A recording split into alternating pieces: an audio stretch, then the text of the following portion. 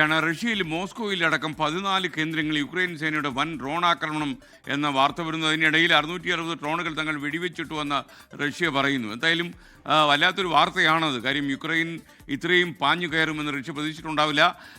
P James വീണ്ടും വരുന്നു. Welcome back to morning show P James.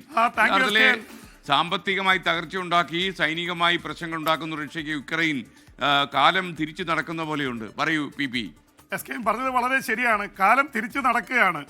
ഒരുപക്ഷെ ഈ ചെറു ശക്തികൾ ഈ ഗോലിയാത്തിനെ ദാവീദ് പരാജയപ്പെടുത്തിയെന്നുള്ള തരത്തിലുള്ള പഴയ നമ്മുടെ കഥകൾ പോലെ വലിയ ഇതാണ്, ഒട്ടും പ്രതീക്ഷിക്കാത്തതാണ്. 2 ആഴ്ച കൊണ്ട് യുക്രൈനെ തോൽപ്പിച്ച് യുക്രൈൻ പ്രസിഡന്റ് വൊളോഡിമിർ സെലൻസ്കിയെ പിടിച്ചുകൊണ്ടുപോകാനാണ് പുടിൻ ഉത്തരവിട്ടത്. പക്ഷെ കാര്യങ്ങൾ തിരിച്ചായിപ്പോയി എന്ന് മാത്രമല്ല, 4.5 വർഷം പിന്നിട്ട യുക്രൈൻ യുദ്ധത്തിൽ റഷ്യയുടെ 14 കേന്ദ്രങ്ങളിൽ, അവരുടെ തലസ്ഥാനമായ മോസ്കോയിലടക്കം പുടിൻ്റെ കേന്ദ്രത്തിലടക്കം വലിയ ഡ്രോൺ ആക്രമണം നടത്തിയിരിക്കുകയാണ് യുക്രൈൻ സേന. 660 ഡ്രോണുകൾ വെടിവെച്ചിട്ടു എന്ന് റഷ്യ പറയുമ്പോൾ തന്നെ അതിൻ്റെ മാഗ്നിറ്റ്യൂഡ് മനസ്സിലാവും. എന്തായാലും ഈ യുദ്ധം തുടങ്ങിയ ശേഷം ഇത്രയും വലിയ ഒരു ഡ്രോൺ ആക്രമണം നടന്നിട്ടില്ല. 500 വരെയൊക്കെ, 500-550 പോയിട്ടുണ്ട്. 660 വെടിവെച്ചിടാതെ പലയിടത്തും തീപിടുത്തമുണ്ടാക്കിയ ഡ്രോണുകൾ വേറെയാണ്. പ്രത്യേകിച്ച് റഷ്യയുടെ 2 ചരക്ക് കപ്പലുകൾ തകർന്ന് ഒരു യുദ്ധക്കപ്പലിൽ തീപിടിച്ചു.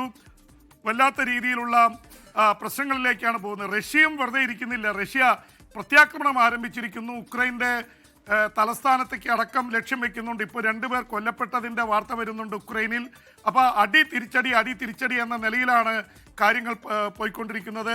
അതിന് വൊളോഡിമിർ സെലൻസ്കി കഴിഞ്ഞ ദിവസം 40 ദിവസത്തെ തുടർ ആക്രമണം റഷ്യയിലേക്ക് നടത്താൻ ഉത്തരവിട്ടിരുന്നു. യൂറോപ്യൻ രാജ്യങ്ങളിൽ നിന്ന് വലിയ സേനാ സന്നാഹം, പ്രത്യേകിച്ച് ആയുധങ്ങൾ ലഭിക്കുന്നുണ്ട്. അതുകൊണ്ടാണ് ഇത് വർദ്ധിത വീര്യത്തോടെ ഇപ്പോൾ അടിച്ചുകൊണ്ടിരിക്കുന്നത് യുക്രൈൻ.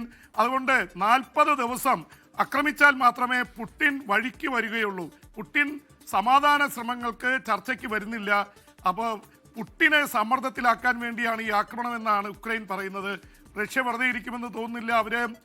അവരുടെ ഈ ക്രെംലിന് ചുറ്റും S-400 S-500 മിസൈൽ സംവിധാനങ്ങൾ അവർ വിന്യസിച്ചിട്ടുണ്ട്. കാരണം പുടിനെയും ക്രെംലിനെയും ലക്ഷ്യം വെക്കും എന്നുള്ള ഒരു ഇന്റലിജൻസ് റിപ്പോർട്ട് വന്നതിനെ തുടർന്ന് മോസ്കോ മുഴുവൻ ഈ മിസൈൽ വേദക സംവിധാനങ്ങൾ നിറച്ചിരിക്കുകയാണ്, ഡ്രോണുകളും മിസൈലുകളും തകർത്തിടാൻ. എന്തായാലും അവർക്കൊരു കാര്യം അറിഞ്ഞിട്ടുണ്ട്. കാരണം യുക്രൈനിൽ 1000കണക്കിന് ഡ്രോണുകളാണ് ഓരോ ദിവസവും അവരുടെ പുതിയ ഫാക്ടറികളിൽ നിന്ന് നിർമ്മിച്ചുകൊണ്ടിരിക്കുന്നത്. അണ്ടർഗ്രൗണ്ട് ഫാക്ടറീസ് ആണ്. ഇപ്പോൾ യുദ്ധം എത്ര മുന്നോട്ട് പോയാലും യുക്രൈൻ പിടിച്ചു നിൽക്കും. ഇറാൻ അമേരിക്കയ്ക്കെതിരെ അടിച്ചതുപോലെ യുക്രൈൻ റഷ്യക്കെതിരെ അടിച്ചുകൊണ്ടേയിരിക്കും. അവരുടെ ബാലിസ്റ്റിക് മിസൈലുകളും ഇഷ്ടം പോലെ ഡ്രോണുകളുമുണ്ട്. അതുകൊണ്ട് തന്നെ യുദ്ധം തീരില്ല. 2 കൂട്ടരും സമ്മതിക്കണം.